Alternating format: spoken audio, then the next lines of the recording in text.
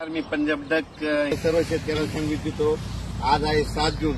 7, 8, 9, 10 दररोज पाऊस वाढत जाणार आहे. पण 12 जून ते 20 जून हेवी रेन इन महाराष्ट्र, म्हणजे महाराष्ट्र सगळीकडे मुसळधार पाऊस पडणार आहे. 12 ते 20 म्हणून सर्व शेतकऱ्यांनी काय करायचं, शेतीचे काम आटपून घ्या. आज आणखी 2-3 दिवस देखील आहे, पण आज देखील राज्यात भाग बदलत पाऊस पडणार आहे, म्हणून हा अंदाज लक्षात घ्यायचा. त्याच्यानंतर 12 ते 20 पाऊस पडणार आहे. सगळ्यात जास्त पूर्व विदर्भ, पश्चिम विदर्भ, दक्षिण महाराष्ट्र, उत्तर महाराष्ट्र, कोकणपट्टी, खानदेश, मराठवाडा सगळीकडेच पडणार आहे. पण राज्यातल्या सर्व शेतकऱ्यांना सांगू इच्छितो की म्हणजे आज 7 जून पासूनच राज्यात, मी म्हटलं होतं ना 6 जून पर्यंत तुम्ही कामं आटपा. 7 जून पासून म्हणजे आजपासून बघा दुपारी 3च्या नंतर राज्यात ठिकठिकाणी पाऊस सुरू होणार आहे. काल देखील खूप ठिकाणी पाऊस झाला. नाशिककडे झाला, पुण्याकडे झाला, दौंडकडे झाला, आज देखील पहाटे सोलापूरकडे खूप झाला. असाच पाऊस काय होणार, दररोज वाढत जाणार आहे. पण 12 ते 20चा मात्र राज्यात मुसळधार पाऊस पडणार आहे, म्हणून हा अंदाज लक्षात घ्यायचा.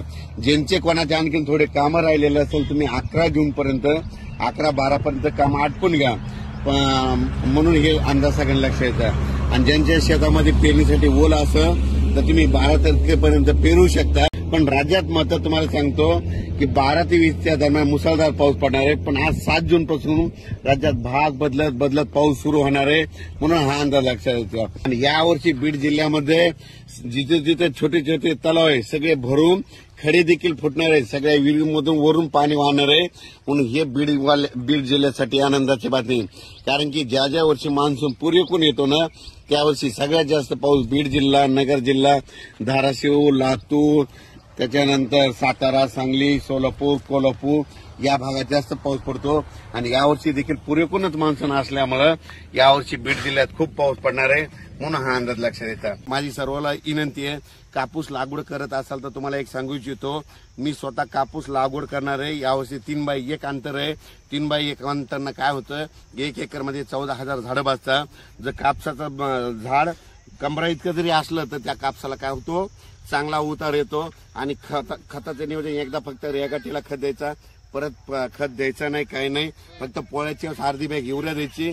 आणि असं नियोजन केल्याच्या नंतर 3x1 12, 13, 14 क्विंटल पर्यंत कापूस निघतो, म्हणून हे देखील सगळ्यांनी करायचं.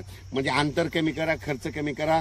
आपल्या जमिनीनुसार थोडं 3x नसलं तर 4x1 करा, पण थोडं अंतर कमी करून खर्च कमी करा, हे सांगू इच्छितो. पण राज्यात मात्र आजपासून बऱ्याच ठिकाणी पावसाला सुरुवात होईल.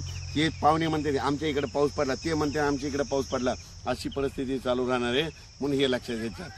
अचानक वातावरणात बदल झाला, उद्याचा एक मेसेज दिला जाईल. धन्यवाद.